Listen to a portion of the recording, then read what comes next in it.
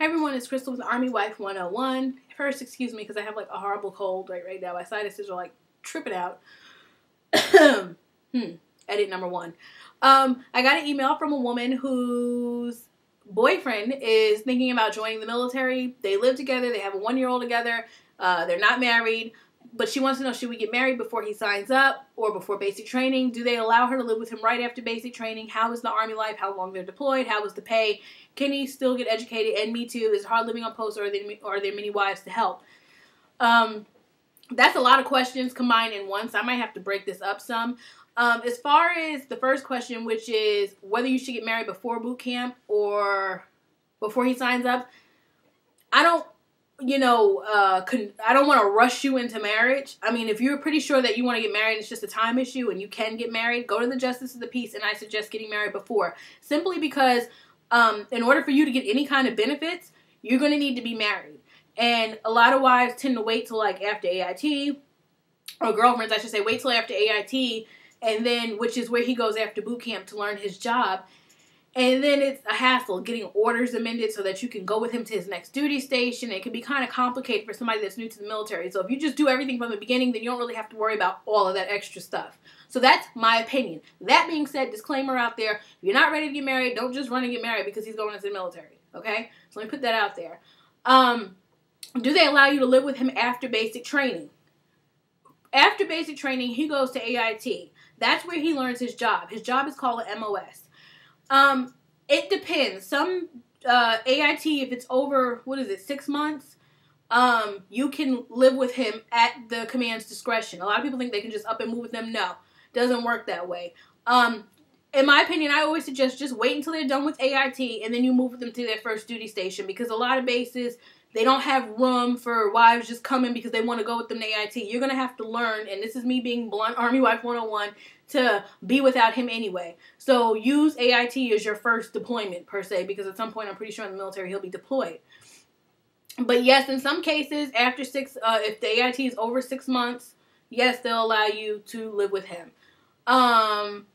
How is the Army life? That's such a broad question. The Army life is what you make of it. I've had good moments and I've had bad. Of course, deployments can be crappy. You're alone. You miss your spouse, and that's one of the downers. But then the upsides to the Army is just the pride thing. It's a patriotic thing for me. Seeing my husband serve and him go to work every day just makes me appreciate him more, doing what he does. As far as spouses go, you go some places, you make great friends. You go some places, you make crappy friends. It really just depends. Hopefully some other wives can jump in and leave comments, and you can always go to the Army Wife 101 fan page to see. I can place this question on the wall and get various opinions, but it's a super broad question, and it will just depend on your experience. How long do they get deployed? That is one of those questions that really just depends on his job, the unit. There's people that get deployed. My first deployment was 15 months, The last deployment we had was 12 months. Actually, no, like 10 and a half months. So it just depends. Right now, some of the guys coming back from Iraq, people's deployments were cut short. So you're really not going to know just because, you want to know. It's one of those things where, like, it really just depends. How is the pay? The pay goes by rank. Your husband probably will come in as an E1. They don't make very much. What you can do is Google 2011, and we're going to go into 12 now. So 2012 military pay chart, and you can just look up E1's pay. We also get housing allowance, which is what you'll get when he goes to boot camp. You will receive a housing allowance for the zip code you live in, so that does help. So, for instance, when my husband first started, I think our housing allowance was like $800 a month, in addition to the $1,700 a month he was making, okay, or $1,600 a month. So that helps too. But again, you can go on my blog and learn all about that. It's not just cut and dry like, oh yeah, you just get a check and depends on how many hours you work. The military is a completely different lifestyle. Can he still get educated? And me too. Yes, he can get educated. He'll have the GI Bill and TA, tuition assistance, and all that stuff at his disposal.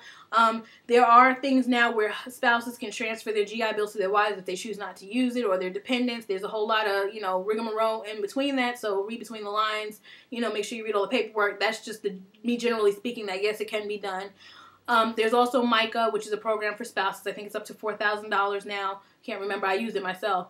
But, you can also use that. So there are, options, and there's a lot of things just because you're a military spouse. Is it hard living on post? living on post is what you make of it. A lot of it's going to depend on where you live. Most people, and if you read my blog, I suggest taking some time to read it. You know, I lived in Hawaii. Most people, that's paradise. Oh my God, you lived in Hawaii. Well, for me, it wasn't paradise. We lived there. You don't sit up at the North Shore all day.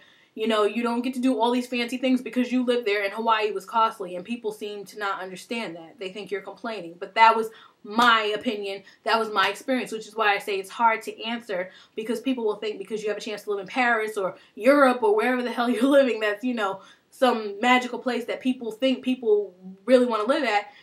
Everybody has different experiences there. So I can't really say how you will enjoy it, but I will say it's what you make of it. And you also want to know, are there many wives there to help? That's one of the fun parts about military life. You get to meet so many people from so many places, people that you probably would have never ever run into in everyday life. Spouses from all different age ranges, nationalities, different languages, all kind of crazy stuff you just run into. Some are good, some are bad. It's who you encounter like anywhere else. So just use your best judgment. That being said, I am at 6 minutes and 9 seconds, and I don't want to bore you to death. I'm going to put some links along with this video so that you can kind of catch up. And feel free to ask more questions in the comment section, and whoever's watching this, feel free to comment. Thanks.